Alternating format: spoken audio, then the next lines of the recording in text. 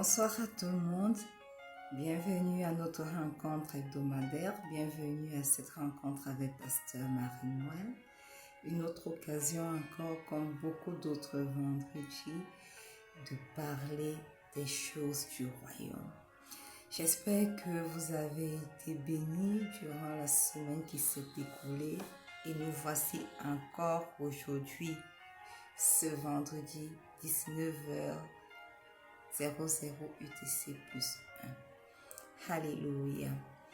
Ça fait 8 semaines que nous avons commencé la série Beaucoup sont appelés et la semaine passée nous l'avons clôturée. Et j'espère que vous avez été bénis et que vous savez maintenant pourquoi vous êtes appelés. Et que vous connaissez déjà, vous avez plus de détails sur ce que c'est que l'appel et comment mettre votre appel en pratique sur cette terre pour accomplir la volonté de Dieu. Aujourd'hui, je suis contente de vous introduire une nouvelle série intitulée Les étapes menant à l'onction. Et comme toute bonne fille spirituelle, j'enseigne du livre de mon père spirituel, l'évêque d'Akewat Mills. Étapes menant à l'onction. Alléluia. Donc, si vous pouvez vous procurer de ce livre, n'hésitez pas. Sur Internet, vous pouvez la voir. Vous pouvez avoir les versions élotoniques. Et si vous êtes intéressé, quel que soit le pays où vous êtes, vous pouvez également me laisser un message et je vous indiquerai comment faire pour obtenir ce livre. Seigneur, mon Dieu, nous te rendons grâce. Merci pour cette nouvelle rencontre sur toutes les différentes plateformes. Merci parce que tu dis que là où 2 ou 3 personnes sont réunies, alors tu es présent. Merci parce que tu es présent dans cette rencontre. Esprit de Dieu, Esprit de Jésus, toi sans qui rien n'est possible, nous t'invitons à prendre le total contrôle de ce moment. Toi-même remplis la bouche de ta servante ce soir. Toi-même rends ministère et touche tes vies parce que tu dis que lorsque ta parole est relâchée, lorsqu'elle sort, elle ne rentre point à toi sans avoir accompli le but pour lequel elle est sortie. Alors que le but pour lequel ta parole sort ce soir puisse être atteint au nom puissant de Jésus. Que les cibles qui doivent être atteintes par cette parole puissent être atteintes au nom puissant de Jésus. Que là où la parole doit apporter la compréhension, que la compréhension soit rendue possible au nom puissant de Jésus. Là où elle doit apporter la guérison, que la guérison puisse être reçue au nom puissant de Jésus. Là où elle doit apporter, équiper, que l'équipement puisse être favorablement reçu au nom puissant de Jésus. Que ta parole se manifeste dans la vie des personnes ce soir qui écoutent ce message en direct et même en replay au nom puissant de Jésus. Amen. Alléluia. Alors une fois de plus, bienvenue. Bienvenue à ceux qui ont commencé à se connecter. Bienvenue à ceux qui vont se connecter juste après. Et comme je l'ai dit, aujourd'hui, nous introduisons notre nouvelle série sur les étapes menant à l'onction.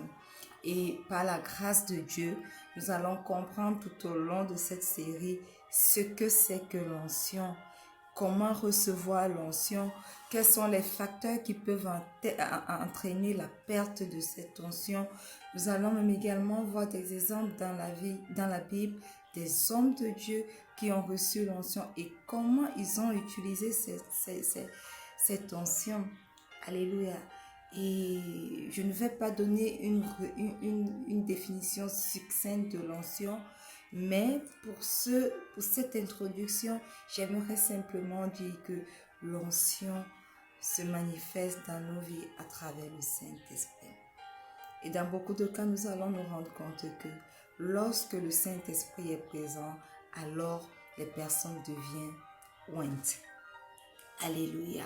Et donc, aujourd'hui, pour la petite introduction de cette série, nous allons voir 7 raisons pour lesquelles vous devez être oints. Alléluia. Sachons-le. Si nous sommes appelés à servir Dieu, si nous répondons à son appel, alors nous devons être oints pour pouvoir accomplir sa volonté. Alléluia. Et Zacharie 4, le verset 6 nous dit, un verset qui est assez fameux, assez connu. C'est ici la parole que l'Éternel adresse à Zorobabel. Ce n'est ni par la puissance, ni par la force, mais c'est par mon esprit, dit l'Éternel des armées. Alors sachons-le bien, nous ne pouvons rien faire sans son esprit. Ce n'est pas par notre force que nous pouvons accomplir les œuvres du ministère. Lorsque nous sommes chrétiens d'ailleurs, ce n'est jamais par notre propre force que nous pouvons accomplir quoi que ce soit. Ce n'est pas par notre force que nous accomplissons un bon travail. Ce n'est pas par notre force que nous avons la capacité de parler devant les gens. Ce n'est pas par notre force que nous amassons des richesses. Non, c'est par son esprit. Lorsque nous sommes chrétiens, les différents points de notre vie sont influencés par l'Esprit de Dieu. Alors, rien ne dépend de nous parce que nous avons abandonné nos vies à Christ, n'est-ce pas? Alors, son esprit à nous agit. Ce n'est ni par notre puissance, ni par notre force, mais par son esprit. Donc, la première raison que j'aimerais évoquer ce soir, c'est que nous devons être oints parce que personne ne peut accomplir son ministère par sa propre force naturelle. Personne ne peut accomplir son ministère par une puissance humaine. Cela n'est possible que par l'Esprit. Alléluia.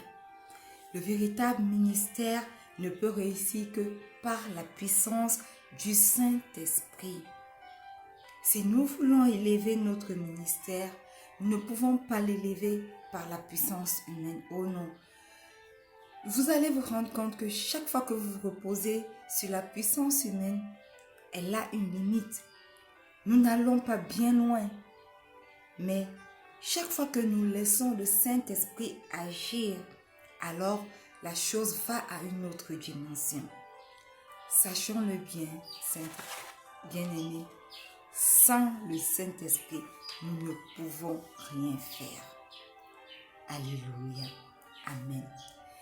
La deuxième raison, nous allons lire dans le livre de Luc 3, du verset 21 au verset 23, il est écrit. Tout le peuple se faisant baptiser, Jésus fut aussi baptisé. Et pendant qu'il priait, le ciel s'ouvrit et le Saint-Esprit descendit sur lui sous une forme corporelle, comme une colombe. Et une voix fit entendre du ciel ces paroles. Tu es mon fils bien-aimé, en toi j'ai mis toute mon affection. Waouh! Jésus avait environ 30 ans lorsqu'il commença son ministère, étant comme on le croyait, fils de Joseph. Alléluia. Voyez-vous, le Seigneur Jésus n'a commencé à être connu sur cette terre que lorsque le Saint-Esprit est descendu sur lui, à l'âge de 30 ans. Voilà pourquoi nous expliquons que le Seigneur Jésus n'a fait son ministère sur la terre que pendant 3 ans. Les 30 autres années étaient des années de préparation pour lui. Et il a commencé réellement son ministère lorsque le Saint-Esprit est descendu sur lui.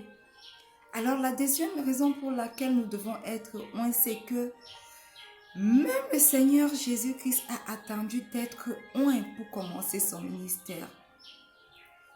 Durant toutes ces 30 années, il n'était décrit nulle part dans la Bible où le Saint-Esprit était descendu sur lui.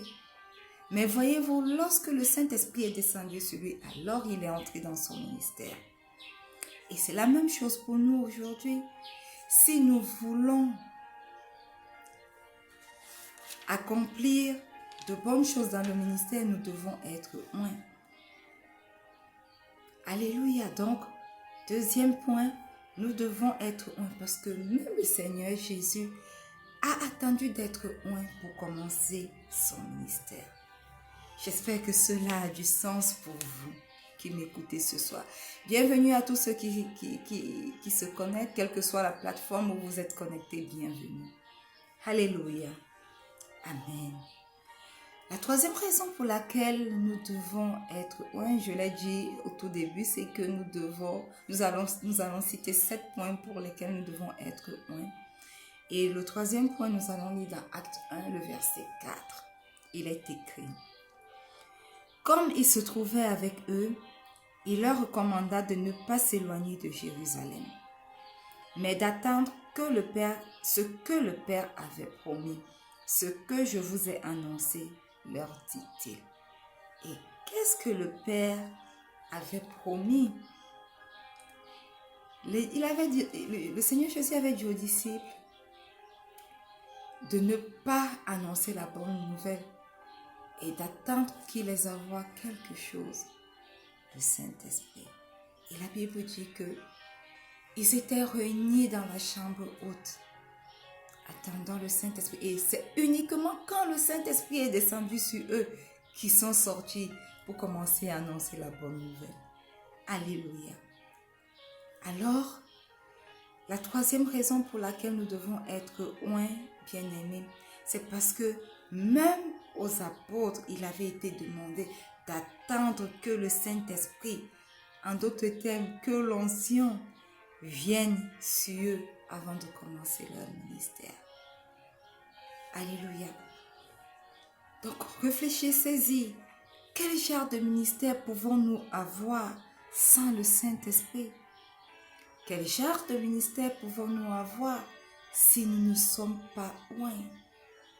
Alléluia.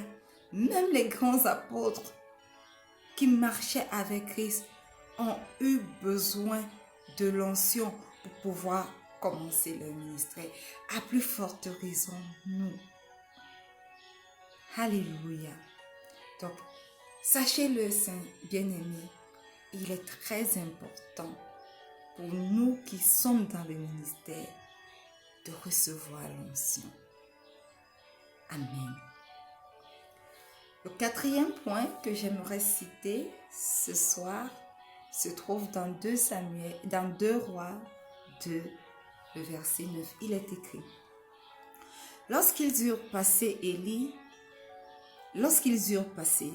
dit à Élisée: demande ce que tu veux que je fasse pour toi, avant que je sois enlevé d'avec toi. Élisée répondit: qu'il y ait sur moi, je te prie, une double portion de ton esprit. Alléluia. Amen. Voyez-vous, le prophète Élisée, après avoir passé plusieurs années aux côtés d'Élie, savait où se trouvait le secret de son ministère. Notez bien que Élie lui a demandé: qu'est-ce que tu veux? Élisée n'a pas demandé à voir les richesses d'Élie. Élisée n'a pas demandé à voir la femme ou les enfants d'Élie. Élisée n'a pas demandé à voir, je ne sais pas moi, les champs, les possessions d'Élie. Il n'a pas demandé la réputation d'Élie. Oh non. Il n'a pas demandé, je ne sais pas moi, la bonne réputation d'Élie. Il a demandé quelque chose: la double portion de l'esprit qui reposait sur Élie. Pourquoi? Parce qu'il savait que c'est de ça qu'il avait besoin s'il voulait entrer dans son ministère. Alléluia. Ce n'était pas le fait qu'il avait passé 10 années ou bien 20 ans avec Élie qui pouvait le faire entrer dans son ministère. C'était l'onction qui reposait sur la vie d'Élie. Amen. Mais malheureusement, beaucoup d'entre nous aujourd'hui, si notre Père spirituel nous demande: qu'est-ce que tu veux que je te laisse avant de partir? Nous allons regarder à la gloire. Nous allons regarder peut-être à l'église qui a été construite. Je veux cette église, ou alors je veux tes voitures, ou alors je veux ta maison. Mais ce ne fut pas le cas pour Élisée, qui avait bien compris le secret. Il a demandé la double portion. Alors la quatrième raison pour laquelle nous devons être ointes, des personnes ointes, ou alors pour lesquelles nous devons être oints pour entrer dans notre ministère, c'est que même les grands prophètes comme Élisée ont demandé l'onction lorsqu'ils ont eu l'occasion de demander quelque chose. Ils ne se sont pas attardés sur les richesses de ce monde, non. Ils ont demandé l'onction. Alors vous aussi, vous pouvez demander d'être moins pour pouvoir entrer dans votre ministère, pour pouvoir répondre à l'appel de Dieu sur cette terre, pour pouvoir accomplir la volonté du Père pour vous sur cette terre. Alléluia. Amen. Est-ce que nous comprenons jusque-là déjà pourquoi nous devons être un? Toi qui es appelé serviteur de l'Éternel, tu dois être un. Toi qui es appelé servante, tu dois être un. Toi qui es connecté ce soir, tu es un bien-aimé, une bien-aimée. Vous devez être un. Alléluia. Quelle que soit l'appellation que vous avez, cela n'est pas le plus important. Le plus important, c'est que nous sommes tous appelés par Dieu et que nous devons être un pour pouvoir accomplir sa volonté pour nos vies sur cette terre. Alléluia. Amen. La cinquième raison, nous allons la tirer de plusieurs livres de Samuel. 1 Samuel 10, le verset 1, il est écrit: Samuel prit une fiole d'huile qu'il répandit sur la tête de Saül. Il le baisa et dit: L'Éternel ne t'a-t-il pas oint pour que tu sois le chef de son héritage? 1 Samuel 10, le verset 6, il est écrit: L'Esprit de l'Éternel te saisira, tu prophétiseras avec eux et tu seras changé en un autre homme. Alléluia. Sachons bien aimés qu'il s'agit ici de l'onction du roi Saül, le premier roi d'Israël. Dans le premier verset que nous avons lu, le prophète Samuel loignait, le sacrificateur Samuel loignait. Et dans le deuxième verset, nous lisons que à cause de l'Esprit de l'Éternel qui a été versé dans la vie de Saül à travers l'onction de Samuel, il devait être changé en un autre homme. Sachons bien aimés que l'onction du Saint-Esprit nous changera toujours en un autre homme. Le pasteur Marie-Noël que vous voyez qui prêche lorsqu'elle est revêtue de l'onction de Dieu n'est certainement pas la même que vous allez voir dans la vie courante. Certainement, elle est timide. Certainement, elle ne pourra même pas parler devant plusieurs personnes. Mais lorsqu'elle est revêtue de l'onction de Dieu et qu'elle se met devant des personnes pour prêcher, alors elle est transformée en une autre femme, capable de prêcher, capable d'apporter la bonne nouvelle. C'est la même chose pour chacun d'entre nous. Alléluia. Vous deviendrez une personne d'autorité dans le royaume de Dieu lorsque vous serez un. Alors, la cinquième raison, c'est que vous devez être un parce que même le roi Saül n'a été changé en un autre homme qu'après avoir reçu l'onction. Alléluia. Amen. Sachons-le, l'onction nous transforme. L'onction nous pousse à devenir quelqu'un d'autre, une personne surnaturelle, capable d'accomplir la volonté de Dieu sur cette terre. Alléluia. Amen. Amen. La sixième raison, qui n'est pas la moindre, nous allons lire dans Psaume 51, le verset 11. Il est écrit: Ne me rejette pas loin de ta face, ne me retire pas ton Esprit Saint. Alléluia. Il s'agit ici du psalmiste, le roi David. Le roi David avait compris qu'il avait besoin, plus que d'autre chose, du Saint-Esprit. Amen.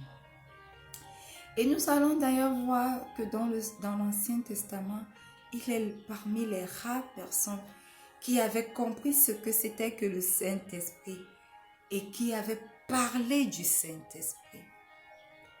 Il dit, ne me rejette pas loin de ta face. Ne me retire pas ton Saint-Esprit. Pourquoi? Parce qu'il avait compris que la chose la plus précieuse pour lui n'était pas la royauté, n'était pas les richesses dont il était couvert à cause du fait qu'il était roi, n'était pas le titre. Mais c'était quoi? L'Esprit de Dieu qui reposait sur lui. Alléluia. Nous allons d'ailleurs voir que dans le psaume 89, il chante l'un des plus beaux psaumes de la Bible. Et dans ce psaume, il décrit les puissants effets de l'onction sur sa vie. Il décrit dans ce psaume le secours de la force, l'affermissement, l'élévation, l'autorité, comme des choses qui découlent de l'onction, comme des choses qui découlent du Saint-Esprit sur lui. Alléluia. Alors le sixième point, la sixième raison pour laquelle nous devons être des personnes ointes, c'est parce que même le roi David, le psalmiste et écrivain oint des Écritures, a attribué toutes les bénédictions qu'il a reçues à la sainte onction. Amen. Il savait que toutes les bénédictions qu'il avait reçues sur cette terre découlaient de quelque chose, de l'onction sur sa vie. À plus forte raison, nous. Sachons-le bien, bien-aimés. L'onction fait tellement de choses dans nos vies. Et si nous voulons accomplir la volonté de Dieu sur cette terre, nous ne pouvons pas le faire par notre propre force. Nous ne pouvons pas le faire par notre puissance, ni par toute autre puissance surhumaine. Nous ne pouvons le faire que par l'onction. Nous ne pouvons le faire que par le Saint-Esprit. Alléluia. Amen. La dernière raison que nous allons évoquer ce soir, la septième, nous allons lire dans le livre d'Exode 33, du verset 15 au verset 19. Alléluia. Il est écrit, Moïse lui dit, « Si tu ne marches pas toi-même avec nous, ne nous fais point partie d'ici. Comment sera-t-il donc certain que j'ai trouvé grâce à tes yeux, moi et ton peuple? Ne serait-ce pas quand tu marcheras avec nous et quand nous serons distingués, moi et ton peuple, de tous les peuples qui sont sur la face de la terre? » L'Éternel dit à Moïse, « Je ferai ce que tu me demandes, car tu as trouvé grâce à mes yeux, et je te connais par ton nom. » Moïse dit, « Fais-moi voir ta gloire. » L'Éternel répondit, « Je ferai passer devant toi toute ma bonté, et je proclamerai devant toi le nom de l'Éternel. Je fais grâce à qui je fais grâce, et miséricorde à qui je fais miséricorde. » Voyez-vous, nous voyons dans Exode que Moïse a refusé de poursuivre son ministère si Dieu enlevait sa puissance et son onction. Lorsque Moïse demandait à Dieu de marcher avec eux, il parlait de la présence de son onction, de la présence de sa puissance au milieu d'eux. Il a dit, si ton onction n'est pas avec nous, alors ne nous laisse pas partir. Nous ne partirons pas, nous ne pouvons pas. Parce que Moïse avait compris que la marche dans le désert n'aurait pas été possible pour eux si l'onction de Dieu n'était pas présente, si l'Esprit de Dieu n'était pas présent. Il avait compris que c'était vain d'aller dans la terre promise si la présence du Saint-Esprit n'était pas parmi eux. Voilà pourquoi il a dit vraiment, c'est pas la peine de partir si tu ne nous fais pas la promesse que vraiment tu seras avec nous. Parce qu'il savait que c'est l'onction qui devait les raffermir, c'est l'onction qui devait les rendre puissants, c'est l'onction qui devait les mettre en possession de la promesse. Ça, l'onction, il savait qu'il n'était rien du tout. Et il savait qu'il avait besoin qu'ils avaient besoin de cette onction. Moïse savait où résidait le secret de son succès et du succès du peuple d'Israël. Alors, la 7e raison, c'est que l'onction est essentielle parce que même Moïse refusa de continuer son ministère sans zèle. Alléluia. J'espère que quelqu'un est béni ce soir. J'espère que quelqu'un commence à comprendre pourquoi l'onction est importante dans sa vie, pourquoi il a besoin de l'onction dans son ministère. Sachez-le, bien-aimés servants, serviteurs de l'Éternel, sans onction, nous ne pouvons pas rendre ministère. Beaucoup de personnes vont prendre des puissances bizarres, surnaturelles dans des endroits bizarres, entrant dans des alliances avec l'ennemi même. Mais si nous nous appelons serviteurs de Dieu, si nous nous appelons chrétiens, notre seule source de puissance réside dans le Saint-Esprit. Notre seule source de réussite réside dans l'onction de Dieu sur nos vies. Et nous en avons grandement besoin si nous voulons avoir du succès. Si nous voulons accomplir la volonté de Dieu pour nos vies sur cette terre. Alléluia. Amen. Alors si tu es connecté ce soir, tu veux dire vraiment, j'ai écouté cette histoire d'onction. J'aimerais être une personne moindre. Mais au-delà de l'onction, je ne connais pas le Seigneur Jésus. J'aimerais le confesser ce soir comme mon Seigneur et mon Sauveur personnel. J'aimerais simplement t'inviter à faire cette prière. Répète cette prière après moi et fais de cette prière ta prière. Dis simplement, Seigneur Jésus, je viens à toi ce soir, tel que je suis. Je reconnais que je suis un pécheur. Je reconnais que tu es mort sur la croix pour moi. Tu es descendu aux enfers, ressuscité le 3e jour. Alors ce soir, je veux t'inviter dans ma vie, Christ ressuscité. Viens prendre possession de ma vie. Viens demeurer dans ma vie. Viens demeurer dans chaque partie de ma vie. Cheveux, ongles, bouche, œil. Demeure dans chaque partie de ma vie ce soir. Christ ressuscité. Et apporte la transformation de ma vie par ton image, Christ ressuscité. Saint-Esprit, parce que Christ ressuscité habite en moi ce soir, à partir de ce soir, je t'invite également, viens et transforme ma vie. Prépare-moi à l'enlèvement de l'Église, au nom puissant de Jésus. Amen. Bien-aimé, si tu as fait cette prière ce soir, si tu as invité le Christ ressuscité à venir habiter dans ta vie, à prendre le total contrôle de ta vie, sachez-le, tu es né de nouveau. Amen. Bien-aimé, sachant que ce n'est pas le Christ qui est mort que nous invitons à venir demeurer dans nos vies. Ce n'est pas lui que nous invitons comme notre Seigneur et notre Sauveur personnel. C'est Christ ressuscité dans nos vies.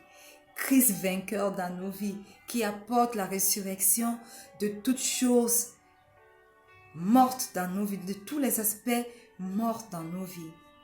Alléluia. Et parce qu'il vient et demeure dans nos vies, waouh, quel glorieux moment pour nous. Quel glorieux moment pour notre vie spirituelle. Quel glorieux moment pour notre vie physique. Quel glorieux moment pour notre vie sanitaire. Quel glorieux moment pour chaque aspect de nos vies. Alléluia. Amen. Bien, nous sommes arrivés au thème de cette rencontre. J'espère que cette série vous bénira comme la série précédente vous a béni. J'ai eu quelques retours des personnes qui ont été bénies. Vous également connectez. N'oubliez pas de me faire des retours. N'oubliez pas de poser des questions. N'oubliez pas de laisser vos intentions de prière. Et je me ferai un réel plaisir de vous accompagner par la vertu du Saint-Esprit. Alléluia. Sachez que nous sommes présents sur plusieurs plateformes. Nous sommes présents sur Facebook, sur la page Rencontre avec Pasteur Marie-Noël, sur le groupe Rencontre avec Pasteur Marie-Noël et sur mon profil Facebook, Sosomunga Marie-Noël. Nous sommes également présents sur YouTube, à Marie-Noël Sosomunga. Nous sommes présents sur Instagram, à Marie-Noël Soso. Nous sommes présents sur Twitter, à Sosomunga Marie-Noël. Donc, connectez-vous sur l'une de ces plateformes et chaque vendredi, lorsqu'il est 19h, UTC plus 1, et soyez connectés, soyez bénis par l'exhortation de ce jour. Et pour ceux qui sont arrivés à la fin, sachez que la rediffusion, le replay passe sur ces différentes plateformes chaque lundi et chaque jeudi à partir de 19h, UTC plus 1. Alléluia. Amen. Bien. Nous sommes arrivés au thème, mais je ne vous laisserai pas partir sans avoir prononcé une parole de bénédiction sur vos vies. Et j'aimerais tirer la bénédiction de cette semaine dans le livre de Proverbes 10, le verset 22. Il est écrit, c'est la bénédiction de l'Éternel qui enrichit et il ne la fait suivre d'aucun chagrin. Vous tous, vous connaissez cette parole, n'est-ce pas? Alors, étendez vos mains vers moi, tandis que j'étends mes mains vers vous. Je prie, Éternel, mon Dieu, mon roi, pour ton peuple connecté ce soir, pour tes enfants qui sont connectés ce soir, ou qui écoutent ce message en replay. Je prie que la bénédiction de Proverbe 10, le verset 25, repose sur chaque aspect de leur vie au nom puissant de Jésus. Que ta bénédiction qui n'apporte aucun chagrin soit leur partage au nom puissant de Jésus.